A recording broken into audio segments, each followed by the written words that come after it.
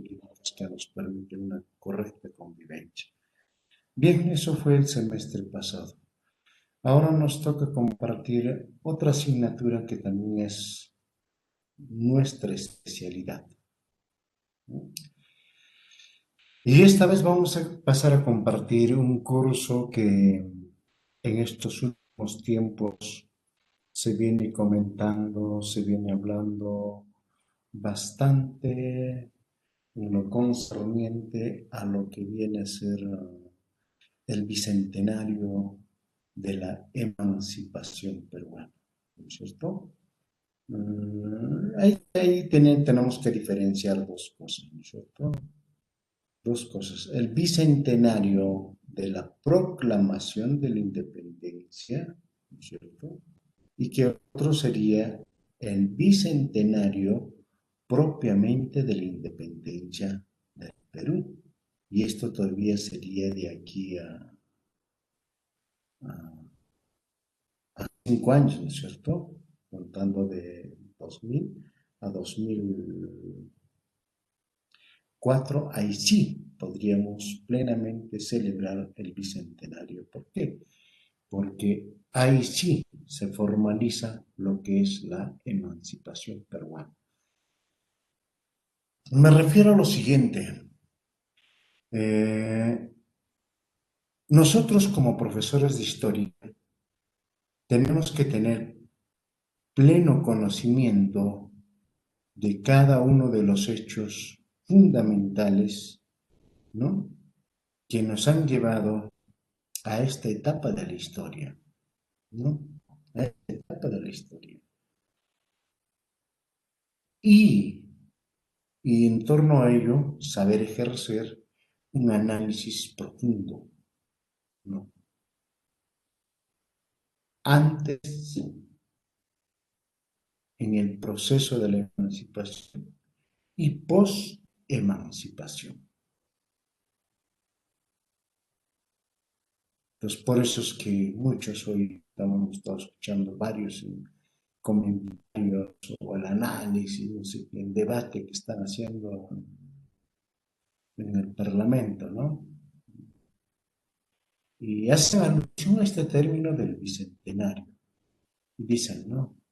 ¿Cómo es posible que estamos celebrando el bicentenario y todavía seguimos igual, ¿no? No hemos cambiado, no hemos hecho nada. O sea, quiere decir de que post-emancipación no se ha hecho nada. O sea, lo que nos dejaron, ¿no?, después de la emancipación, ¿no?, que efectivamente hemos dejado de depender de España con todos sus males que nos ha dejado, dentro de ello propiamente la corrupción, la delincuencia y muchos otros males más que nosotros lo podemos visualizar a través de todo un contexto de análisis, ¿no? Todo un contexto de análisis. Ahora, ustedes quieren conocer un poco más, podríamos analizar mucho más profundamente, ¿no? ¿Sí? Mucho más profundamente. Hay documentos que nos permiten, ¿no? Dicen cuáles son los males que nos trajeron los españoles y qué nos dejaron, ¿no? ¿Y qué quedó? ¿Y qué está vigente hasta el día de hoy de sus males? Entonces, a eso hacen alusión, como por ejemplo, los parlamentarios. Muchos, y está escuchando a los que han intervenido en el transcurso de estas primeras horas de debate hasta la actualidad, ¿no? Entonces hay un análisis, ¿no? Entonces nosotros en la historia lo conocemos como los estigmas y paradigmas. Anótense bien, chicos, ¿eh? Y nadie más les va a volver a repetir, ¿eh? Si ustedes quieren, bueno, tendrán que buscar a ver qué cosas son los estigmas y qué son los paradigmas, ¿no? Y eso hay veces propiamente las personas en el contexto propiamente de hablar del bicentenario no saben discernir, ¿no? No saben diferenciar qué son los estigmas y qué son los paradigmas. Los estigmas son aquellos actos del ser humano que vuelven a repetir lo que antes se hacía en la colonia. Un ejemplo de un estigma, ¿no? En una reunión de 100 personas, hay de todo tipo, ¿no? Hay todo tipo de personas y de todos colores. Entonces la persona eh, que propiamente dice, vamos a elegir a un representante de este grupo, ¿no? Entre a jugar lo que se llama el estigma. Ah, y como siempre hemos estado acostumbrados durante casi 3 siglos de ver a un barbudo, a un blancón y alto, entonces, ese siempre es la mejor persona. A ver, ¿quién puede representar al grupo, no? Ya, ahí hay un barbudo, un blanco.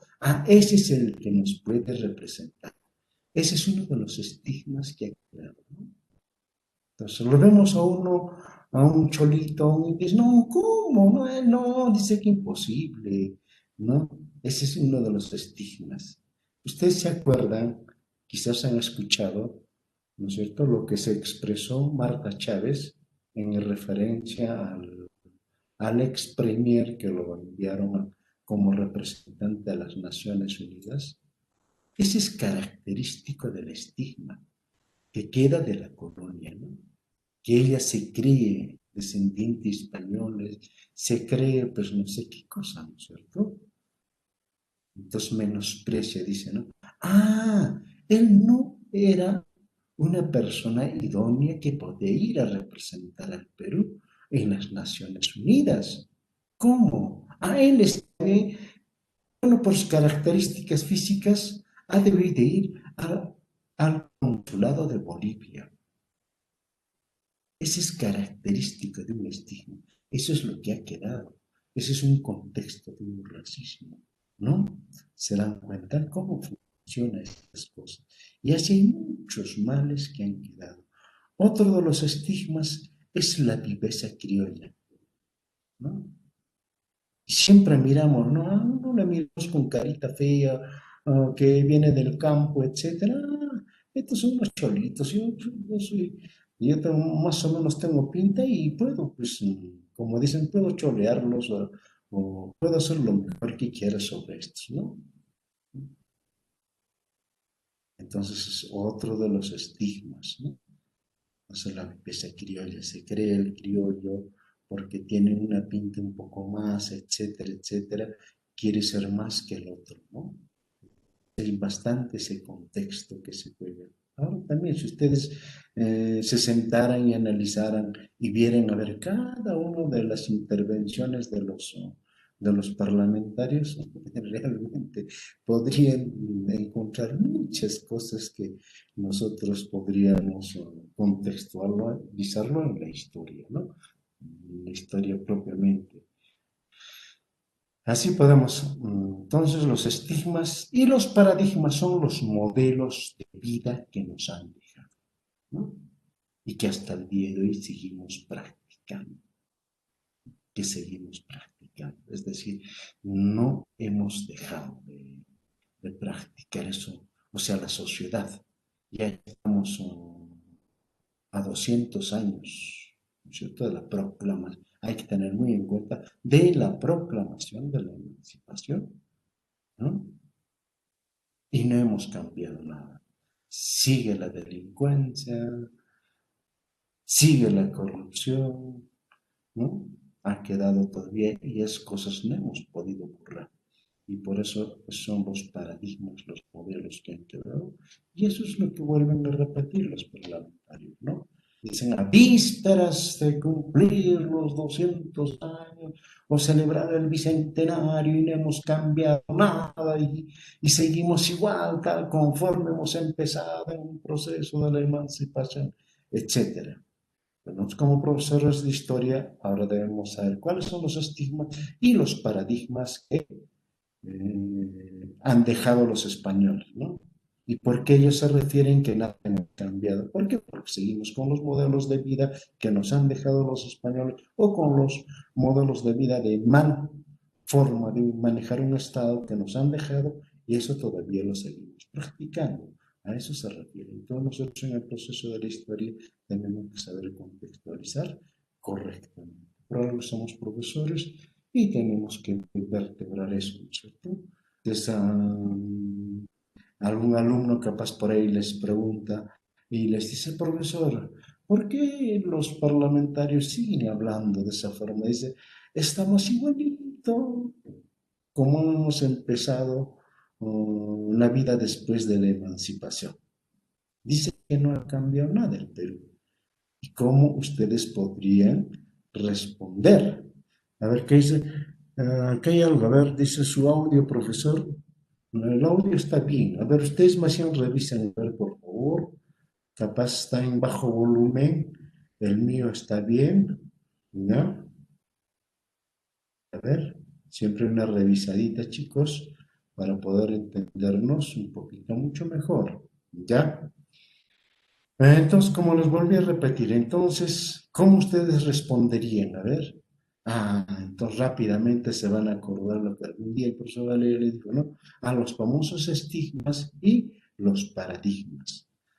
¿Cuáles son los modelos de vida que teníamos en el proceso de la colonia y que esos modelos de vida ha quedado y que hasta el día de hoy no hemos podido cambiar? Entonces, fácil, sencillo. A ver, ¿qué cosa? Entonces, pues, los alumnos no saben, ¿no es cierto? Y nos preguntan y ustedes podrían responder fácilmente, ¿no es cierto? Eso es como una introducción de lo que podemos ver. Ustedes han hecho un curso que se llama uh, Historia Colonial. Entonces, en esta etapa de lo que se llama la historia de la emancipación, vamos a hacer una retrospección a lo que es la etapa colonial. ¿Por qué? Porque tenemos que ver algunos aspectos que son muy importantes en torno a cómo el sistema colonial entra en crisis y finalmente esta crisis que se crea en el sistema colonial permite el salto cuantitativo y cualitativo a otra etapa de la historia del Perú. ¿Cuál es el proceso de la emancipación? O sea, cómo solucionar la crisis que se genera en la etapa de la vida colonial. Entonces, eso es lo que nosotros tenemos que vertebrar. Entonces, básicamente, y vamos a entrar ya a conversar un poquito y presentarles también sílabos. El sílabos ya deberían de tenerlo, pero lamentablemente estamos en esa situación propia de que no se ha determinado con claridad eh, con qué sistema vamos a trabajar, ¿no? Vamos a trabajar con la empresa Enchúfate, o vamos a trabajar o vamos a seguir trabajando con la empresa, en este caso con el sistema Moodle, porque el semestre pasado hemos trabajado con Moodle y nos ha ido a la perfección, no hemos tenido problemas, ¿no es cierto? Si ha habido problemas ha sido muy escasísimos, ¿no? Muy escasísimos, quizás por la lejanía, por la interferencia de la naturaleza, etcétera, etcétera, ¿no? Pero no se ha ido correctamente, ¿no? Entonces, ahora también seguimos trabajando en Moodle, ¿no? Entonces, no está bien detener. El Consejo Universitario todavía no ha determinado efectivamente trabajar con esa enchufada, ¿no? Entonces, vemos, ¿no? Nos dan algunas experiencias que han sido ocho escuelas profesionales que han sido, pues, como quien dice, de base del semestre pasado que han trabajado con Enchúfate y parece que a muchos no les ha ido bien. No les ha ido bien y por consiguiente han tenido que en muchos casos, contratar su propio sistema, etcétera, ¿no? Y, y todavía no tenemos resultados muy concretos. Entonces, vamos a seguir nosotros trabajando hasta que nos digan ya, nos pasemos al otro. Me parece que también de alguna otra forma el Consejo Universitario y el Vicerrector Académico no, que todavía determinen con cuál de ellos vamos. Nosotros empezamos trabajando como hemos trabajado en el semestre pasado, porque no vamos a perder mucho tiempo, ¿no es cierto? Bien, pues, chicos, pues vamos a empezar. Esto viene por el hecho de que no se ha ingresado todavía, el sílabo no lo tiene, pero ya lo va a tener pronto. A este mismo sistema creo que lo voy a poner en sílabos para que ustedes tengan en cuenta. El sílabo está dividido en dos partes. Tiene dos capítulos que son muy importantes, ¿no? Dado al contexto propio de lo que se llama historia de la emancipación, vamos a tratar de sistematizar, porque vamos a tratar de sistematizar. ¿Por qué? Porque esta parte de la historia pues tiene un contenido muy rico, ¿no? Tiene muy rico. Si nosotros empezamos a ver solamente la revolución de Tupac Amaru, ¿habrá un solo texto? No, por lo menos mínimamente más de 10 textos sobre la revolución de Tupac Amaru, ¿no? O el movimiento de Tupac Amaru, la revolución de Tupac Amaru, movimiento de Tupac Amaru, sublevación de Tupac Amaru, etcétera, etcétera, ¿no? Entonces los libros hay habidos por haber.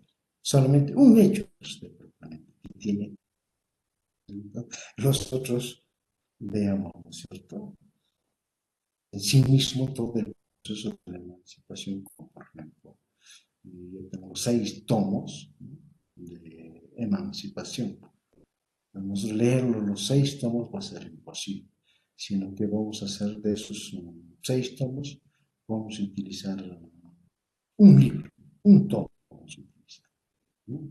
Y diferentes textos, a mí me gusta utilizar varios textos, no me quedo con un solo texto, por eso no es de sugerir un solo texto para poder trabajar, sino que hay que siempre tener como 3, 4, 5 textos como base para poder tener, al igual que ustedes cuando vayan a dictar el curso de historia, siempre tener, ¿no? Porque eso nos permite conocer mejor, con mayor precisión, los datos que queremos tener. O el análisis que podemos hacer, ¿no es cierto? O el análisis que podemos hacer permite tener una cultura histórica mucho más amplia, ¿no? Entonces, eso es. Bien, entonces vamos a ver cuáles son. Acá tenemos en la pizarra historia de la emancipación. Nos dice que tiene dos unidades, ¿ya? Entonces tiene dos unidades. Esta sería vamos a suponer que es esta la primera unidad y esta la segunda unidad, ¿ya? Y a su vez también ustedes para poder, digamos, ya tener un panorama de todo lo que es el curso, ¿no? Entonces, y como siempre en la parte introductoria, en la parte medular de esto, siempre acostumbro a decir, no digo la definición, sino siempre digo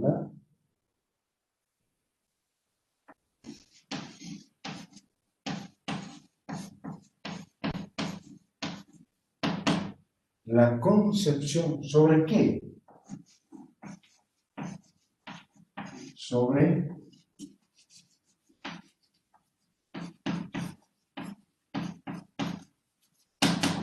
Sobre emancipación. O sea, ¿qué pensamos nosotros sobre emancipación? ¿Qué idea manejamos como emancipación? ¿O cómo podemos definir qué es emancipación? Entonces, el término correcto, al menos para mí, es concepción sobre emancipación, ¿no? Porque así nos los precisan nuestros historiadores. Pero excepto uno de los historiadores, ¿ah? Por si acaso, por si acaso, a cultura general para ustedes. Ya va corriendo, por favor, ya va corriendo, por favor, intervenciones, ustedes ya saben, y siempre tiene su puntaje y bastante les ha ayudado en el semestre y siempre la participación es buena, ¿no? Es muy buena, ¿no? Entonces, cultura general. ¿Quién fue el primer vicepresidente durante el primer gobierno de Alan García? A ver, ¿quién me dice? A ver, se gana un punto para el examen, a ver.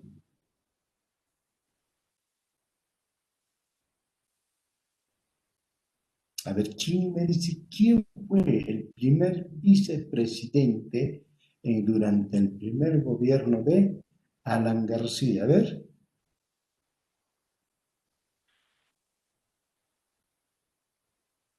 a ver, dice Luis, ¿qué Luis es? Rojas, dice otra, a ver, ya les doy referencias. Ha sido ex rector de la Universidad de San Marcos, es profesor de historia, a la vez es historiador y ha escrito 13 tomos sobre la historia de América. A ver, ¿quién es? No mayores referencias para que ustedes a ver, más o menos tengan la idea. Sí, no es Luis Rojas tampoco, ¿no? A ver, a Luis, yo quisiera que lo complete. A ver, Quispeticón, a ver, complétalo. ¿Qué Luis es? Has empezado bien, está perfecto, pero complétalo. A ver, Luis, ¿qué? Es su Luis primer nombre. Guillampé Rojas. No, no, tampoco. Luis. Ah, muy bien, acá está. ¿Quién es? Ah, Ticona, dice, a ver, Ticona de Yucra. Luis Alberto Sánchez, muy bien, correcto, perfecto. Y a ver, Luis Alberto Sánchez. Él como por ejemplo, no nos habla de emancipación, él nos habla de la etapa de la revolución. Imagínense, ¿no? La mayoría de historiadores nos hablan de que nos hemos familiarizado por eso como emancipación. Pero hay un historiador, Luis Alberto Sánchez, ¿no es cierto? Muy bien. Todos los que van a ver, Cona, muy bien.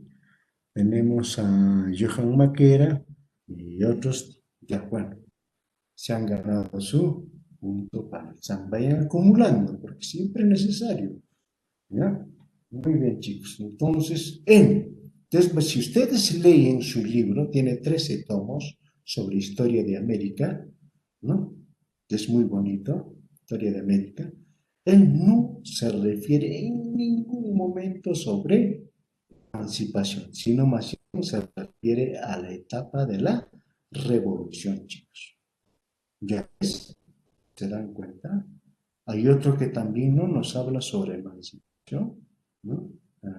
Bueno, a grosso modo nos dice que hubo emancipación, pero no reconoce que hubo emancipación en el Perú. A ver, ¿quién sería otro historiador? A ver, les doy referencias. Un gran historiador, uh, una concepción muy interesante y que recién este año prácticamente se fue al otro mundo. Es decir, este año falleció uno de los grandes historiadores también. A ver, cultura general. ¿Qué historiador este año nos dejó y se fue al otro mundo? Más o menos los doy el mes. En enero de este año.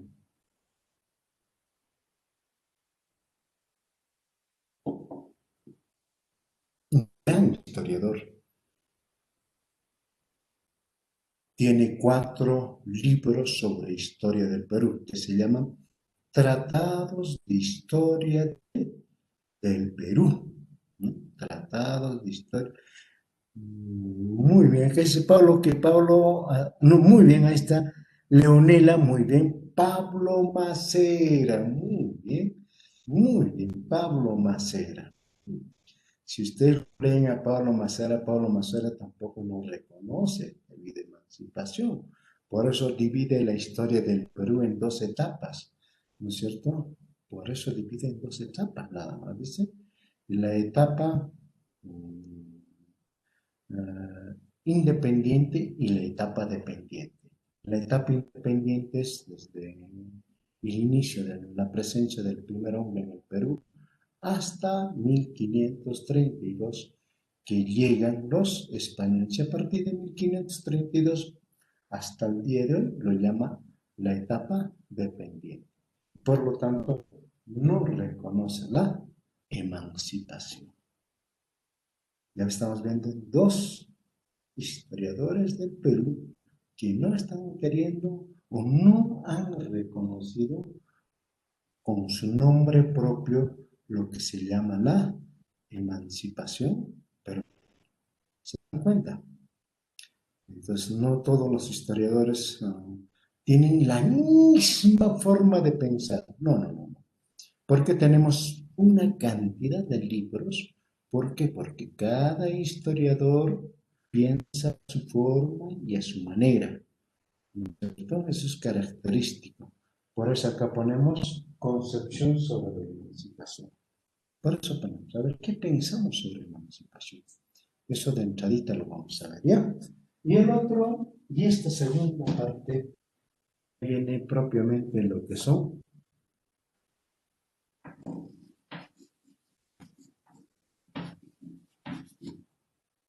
causas o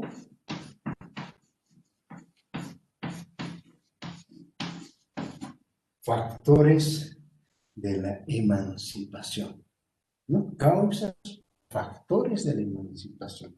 ¿Cuáles han sido las causas que han permitido que el Perú tenía que dejar de depender, ¿no es cierto?, de quiénes, de los españoles? Por eso hace rato les dije, vamos a hacer una pequeña retrospección en otro curso, a ver cuál ha sido la crisis que ha generado. Esa crisis que se ha generado en eso se llaman causas y factores. ¿No? Causas y factores. Esto lo vamos a ver. Causas y factores de carácter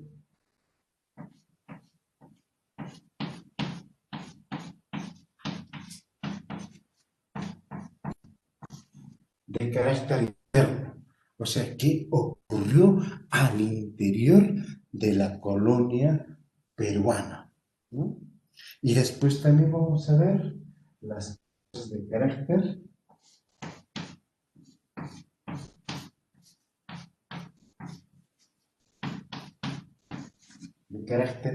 externo.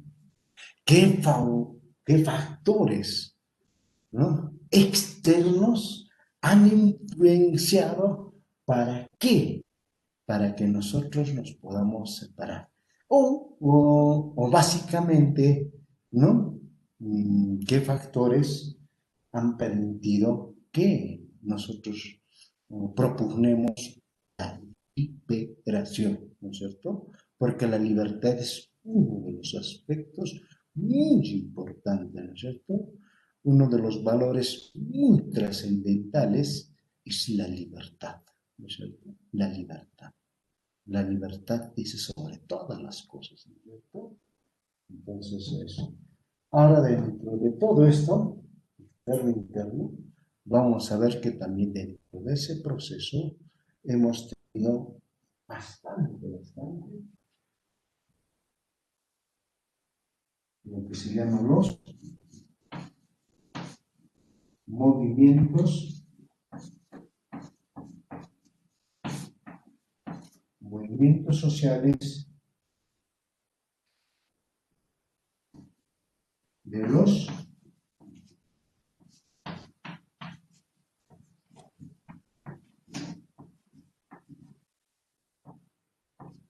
los indígenas, ¿no es cierto? O sea, hemos tenido bastantes movimientos sociales de los indígenas, ¿no es cierto? Bastante hemos tenido. Y eso a lo largo de toda la historia colonial, desde la llegada de los españoles hasta la famosa rebelión de Tupac Amaru, ¿no es cierto? Ha sido movimientos permanentes que se han venido dando a lo largo de todo eso, ¿no es cierto? Entonces, ahí tenemos. Esto va a ser contextualizado durante la primera unidad. Entonces, todos los factores de carácter interno, que es lo que estaba pasando en el Perú colonial, vamos a decir, y qué es lo que estaba pasando fuera del Perú, básicamente a nivel del mundo, y también para aquí contextualizarlo, qué es lo que estaba pasando en España, o sea, en España de Europa, ¿no? Entonces vamos a ver eso. Y dentro de ello tenemos los famosos movimientos sociales indígenas, ¿no? Sí. Ahora yo les pregunto y les digo, no sé si ustedes me pueden un poquito ayudar a ver y decirme, a ver, ¿por qué hemos dejado de cantar el himno nacional, la primera estrofa, y hemos pasado a cantar la sexta estrofa? A ver, alguien me dice, a ver,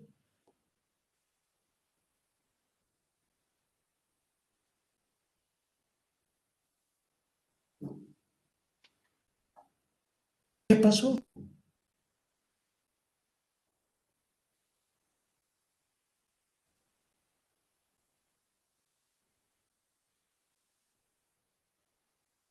A ver, alguien me dice, a ver, ¿por qué hemos dejado de cantar la primera? Yo, al menos que he terminado el colegio, he terminado cantando la primera estrofa, ¿no?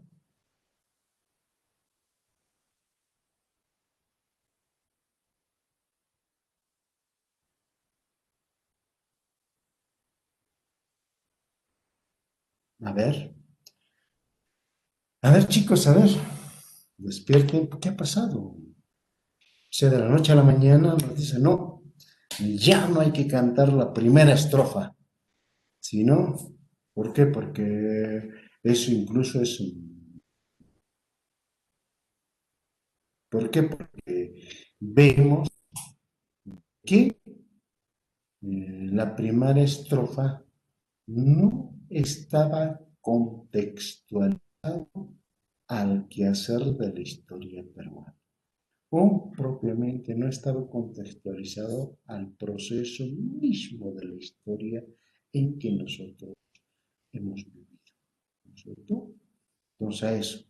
Y han analizado historiadores entendidos obviamente en el quehacer de la vida, de contextualizar la realidad histórica, la realidad contemporánea, etcétera. Y nos han dicho que ya no debemos cantar la primera estrofa, sino la sexta estrofa. ¿Y qué nos dice la sexta estrofa? ¿Alguien lo puede cantar a ver?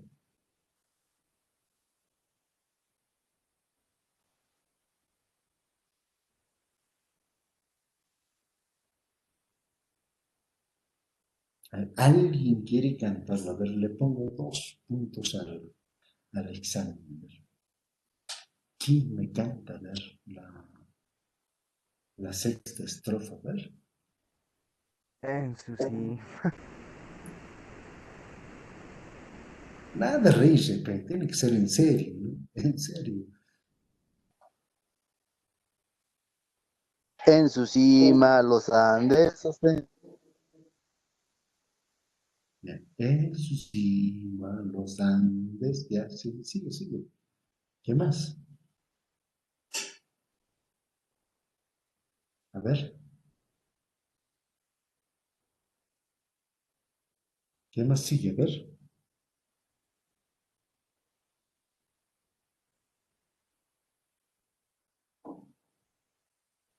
Bien, entonces vamos a dejar, va a quedar como tarea para mañana.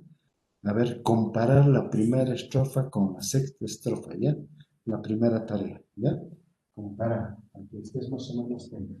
Entonces, esta es la primera. Por favor, causas o factores internos, ¿no? Mayormente acá vamos a ver los problemas de las características de cómo ha sido el trato con los indígenas, ¿no? Nada más. Con los indígenas, en el externo tenemos el cómo ha sido la parte. Bien, vamos a la segunda unidad. Dice, acá si vamos a ver,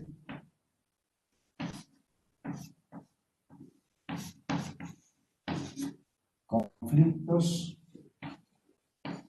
sociales de los criollos, ¿sí? Conflictos sociales de los criollos, ¿no? De los criollos. Aquí vamos a ver básicamente tres aspectos que son muy importantes, ¿no? Para contextualizar. Porque hasta acá fue un papel muy importante acá también. Entonces, primeramente vemos, vamos a ir acá, una cosa que tenemos que tener muy en cuenta, si vemos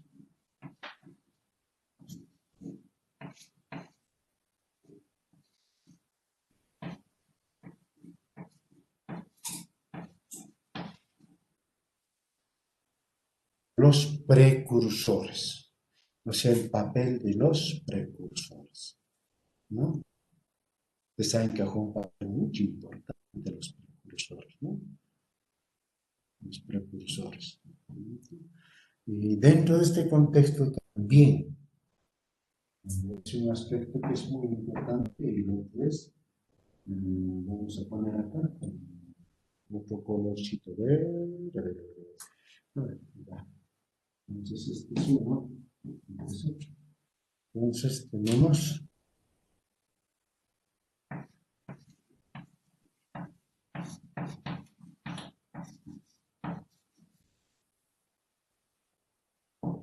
la doctrina de la emancipación, ¿no?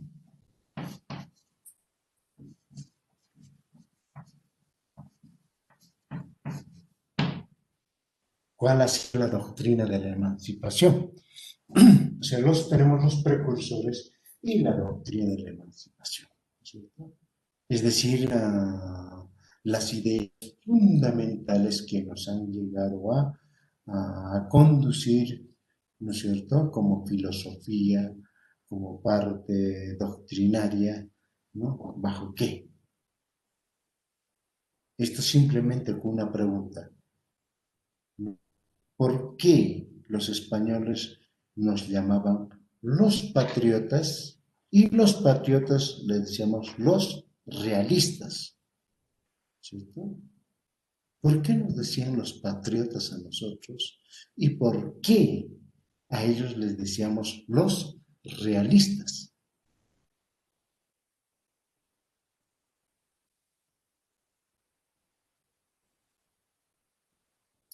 ¿Alguien ha visto como, por ejemplo, eh, esa serie que han estado pasando el año pasado sobre el último, ¿qué se llama esto? Sobre la emancipación, ¿cuál ha sido?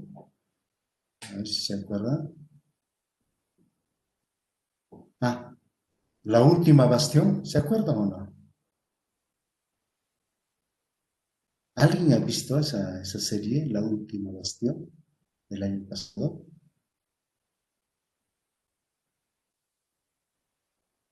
A ver si lo ven, porque es muy, muy interesante ver esa parte, ¿no? Entonces ahí podemos ver de que ahí se hablaba bastante, ¿no? Cómo los españoles tenían rabia contra los patriotas, ¿no? Es patriotas rebeldes, miserables, etcétera, de todos los adjetivos se utilizaban para condenar a los patriotas, ¿no? Entonces ahí viene una cosa que vamos a también analizar, es la doctrina de la emancipación, ¿no? ¿Cómo se origina ese término de patriota, ¿no? ¿De dónde viene? ¿Cómo viene? Y al final de cuentas siempre nos hemos quedado nosotros, lo llamamos, ¿cierto? Amor a la patria. Los realistas porque estaban al servicio de la... Muy bien, perfecto, muy bien, Javier, te felicito. ¿Y patriotas? A ver, complétalo, Javier, a ver. ¿Y patriotas?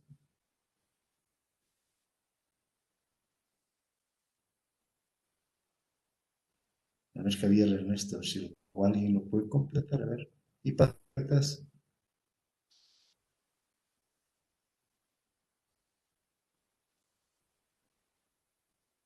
Entonces tenemos que ver esa partecita que es muy importante, muy interesante. Sí, a ver, adelante. Supongo que van a dividir en eh,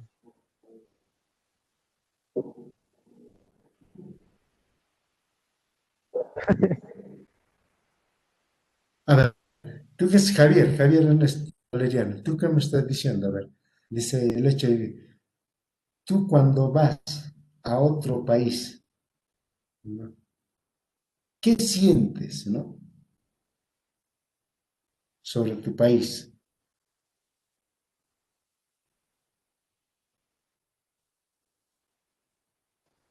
a mi país, a mi Hay un dicho nación. popular también, hay un dicho popular también sobre eso, a ver, si alguien ayuda, a ver, hay un dicho popular, ¿no es cierto? Bien característico.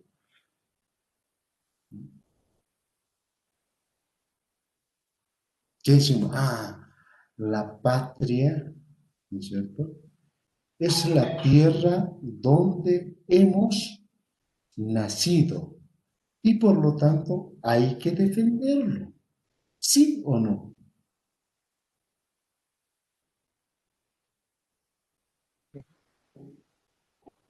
Claro, ahí viene, más o menos va acentuado a eso.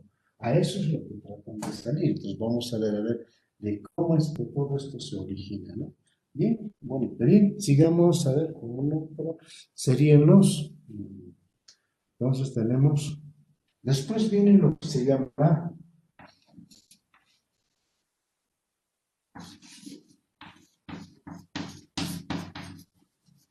la resistencia. Entonces, más o menos, desde, vamos a ver, desde 1800 a 1820. Es eminentemente una resistencia de los criollos. Acá ya no participan los indígenas, ¿no? Entonces, por eso la resistencia de 1800 a 1820. Y posteriormente ya vamos a ver aquí como final las famosas corrientes libertadoras del sur y norte. Y con eso terminamos el curso, ¿cierto? Este estamos viendo bien, ¿no es cierto? Todo esto es la segunda unidad. Conflictos sociales de los criollos, ¿no es cierto? Todos los conflictos que han creado para qué? Para lograr la emancipación.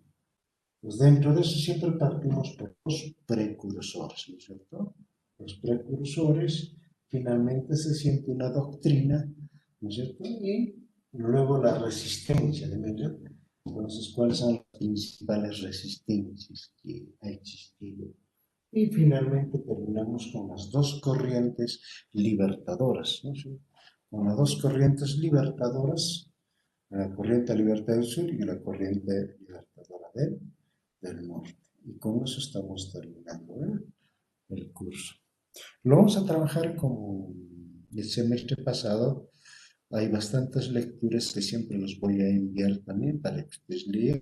También les voy a dar los libros también están en los sílabos deben ustedes por lo menos descargarlo y tener el sílabus para que ustedes también hagan el seguimiento, porque ahí está programado las 17 sesiones que vamos a tener. Por favor, ahí están las 17 sesiones que vamos a tener. ¿Ya? Por favor. Y siempre las vamos a trabajar con ustedes. Ya conocen perfectamente siempre por este proceso propio de lo que es característico del aula virtual y también propiamente aún todavía no tenemos un sistema plenamente que pueda abastecer todos los trabajos del sistema universitario, que es bastante amplio. Ahora se están incrementando ya los trabajos de investigación más, ¿no es cierto? Porque en el semestre pasado casi no se ha hecho nada de eso. Ahora es un poco más, se está incrementando. Entonces, en esa medida, mmm, vamos a seguir bajo la misma modalidad del semestre pasado. Seguramente les he informado siempre con, por ejemplo, con ustedes trabajamos la semana uno y 2. Semana uno y 2. Y descansamos la semana 3 y 4. Y empezamos con la semana, sería uno y 2, 3 y 4. Luego empezamos con las 5 y 6 así, intercalado, ¿ya? Así intercalado vamos a seguir, ¿ya? Entonces igualito que eso. Entonces hay que tener muy en cuenta, chicos, otra cosa que también, de que el curso que vamos a desarrollar mayormente va a tener lecturas. Tenemos que leer. Yo siempre les voy a sugerir, por favor, siempre leer, por lo menos al día una horita. No les estoy diciendo que lean las 24 horas. Tampoco les voy a dejar lecturas que ustedes puedan trasnocharse, ¿no? Para ustedes, no. Sino siempre van a ser lecturas muy concretas, precisas, que ustedes puedan leerlo en su casa, ¿no? Ejemplo, como por ejemplo les dejaré para que lean algunos movimientos indígenas. Supongamos, ¿no es cierto? A alguien le toque, por favor, o a todos vamos a leer, porque ya no va a haber, o sea, para las exposiciones prácticamente el tiempo es muy cortísimo, ¿no? Hemos visto el año pasado, como por ejemplo, solamente artículos de la Constitución nos han llevado a perder hasta tres sesiones, ¿no es cierto? Entonces, si hacemos exposiciones de estas, nos vamos a pasar todo un mes, 5, es difícil, ¿no? Entonces va a dejar lecturas, como por ejemplo, si podemos leer, a ver, el movimiento indígena de la revuelta anticlerical, una revuelta contra los curas, se llama revueltas anticlericales. A ver, ¿cómo ha sido esa revuelta anticlerical? ¿Por qué los indígenas se han levantado contra los curas de las iglesias? ¿No? ¿Por qué? ¿Qué ha pasado? Pues hay todo un movimiento. O capaz nos ponemos, también nos vamos a leer también, por ejemplo, el levantamiento de Isidro Mamani y Pascual Alarapita, que ha sido acá en Puno, como por ejemplo, en el distrito de Cepita, con Pascual Alarapita, que eran recontra sanguinarios, ¿no? Esos no perdonaban, a pesar de que era un indígena, solamente agricultor, no sabía ni el castellano, solamente sabía hablar el aymara, pero era un rebelde de los rebeldes. Por eso los aymaras son conocidos como los más rebeldes, ¿no? ¿No? Porque eso no perdonaba nada, ¿no? Empezaba a degollar a todos los españoles, aquel entonces denominado como los mistis, ¿no es cierto? Y a todos los mistis los degollaba como a corderos, ¿no? Como a corderos. Eso ocurrió en Cepita, no perdonó a uno, sea viejo, joven, niño, a todititos los ha pasado cuchillo, ¿no? y ahí está, hay un documento que existe cuántos han sido degollados por Isidro Mamani.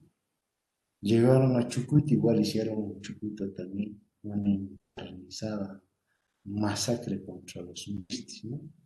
Y ya estaban por entrar a Puno y se regresaron, no entraron, se salvaron los habitantes de Puno de aquel entonces, ¿no? Se salvaron, porque si no, toditos hubieran pasado por el cuchillo, no hubiera habido habitantes en Puno. Y así más sucesivamente vamos a ir leyendo. Así bonitas son los movimientos indígenas. Es como leerse a Capirucita Roja, al zorro y al gallo, ¿no es cierto? O al zorro y al sapo, etcétera, etcétera. Sí, bueno. Entonces, el cóndor y el sapo, bueno. Entonces, sí son cuentitos que nosotros los podemos leer. Va a haber así lecturas. Va a haber lecturas también en torno al segundo capítulo, como por ejemplo algunos hechos de los precursores, las principales resistencias, ¿no? De los criollos, algunos movimientos, como por ejemplo los hermanos Angulo, que no se acuerdan, ¿no es cierto? Sí o no. Las dos cositas vamos a ver, siempre lectura, porque no vamos a poder hacer todo en el salón, pues siempre va a haber lecturas, ¿no? Va a haber lecturas, entonces lecturas y trabajos. Bien, chicos, creo que la hora nos ha ganado y nos despedimos. El horario ya conocen, es perfectamente. Lunes, por favor, de 3 a 4. Martes, en el horario normal tenemos de 1 a 3 de la tarde, pero vamos a trabajar solamente de 1 a 2. ¿Cierto? Luego tenemos el jueves, el horario normal que viene a ser de 3 a 5 de la tarde y vamos a trabajar solamente 1 hora que va a ser de 3 a 4, nada más. ¿Cierto? La siguiente semana igual y después de 2 semanas y así continuamos normalmente. Jóvenes, ha sido un gusto estar con ustedes. El sistema de trabajo ya conocen, el sistema de participación también. Siempre cuando le digo participen bien, porque eso es sumatorio. Han visto en el semestre pasado, se les ha aumentado. La ventaja que tenemos de este sistema es de que todo está grabado, ¿no es cierto? Todo está grabado. Eso es lo más importante porque fácilmente, en cambio, cuando en un sistema presencial, a ver, ¿quién participa? Te voy a anotar un punto, ya me haces recuerdo tu nombre, el profesor se olvida y nunca le aumenta la nota. En cambio, en este no, es bastantemente mucho más ventajoso, ¿no? A ver, ¿quiénes han ganado un punto? A fulano, fulano, fulano. Recuerdo el semestre pasado, hay uno en historia de la emancipación, pasó más de 20, ya no lo puedo poner de 20. Claro, solamente ya, ¿qué hacer? El examen sacó 15, creo, y tenía más de 7 puntos ganados y era 22, y se quedó con 20. ¿Cierto? Es así. Entonces la participación es muy importante, chicos. Bien, chicos, ha sido un gusto de estar con ustedes y estaremos compartiendo estas experiencias de historia de emancipación durante este semestre. Espero siempre mayor participación por parte de ustedes. Y otra cosa que me han recomendado también es de que, bueno, yo no tengo la culpa, sino hay papás de ciertos alumnos, como por ejemplo, me han reclamado dos papás historia de la emancipación del semestre pasado, me dice profesor Valerio, ¿no? Usted no controla a sus alumnos. ¿Por qué? ¿No? Porque mi hijo prende su, ¿qué se llama? Su laptop, no sé dónde se ve eso, ¿no? Ni siquiera él escucha, ¿no?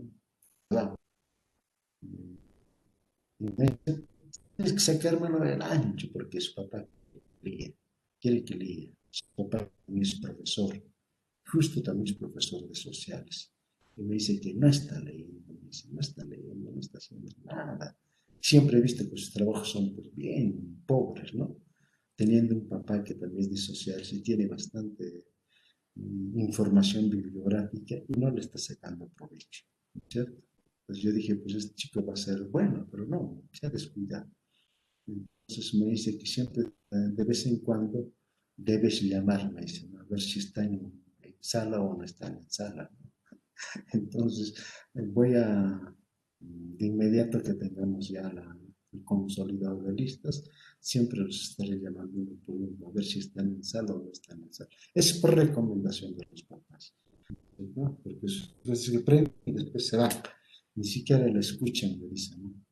Entonces, claro, acá el ingreso sí se gana. Entonces también ustedes se retiran, también está en el sistema, ¿no? A qué horas abandonan y cómo se va. Entonces también hay que tener un poco de cuidado con eso, ¿ya?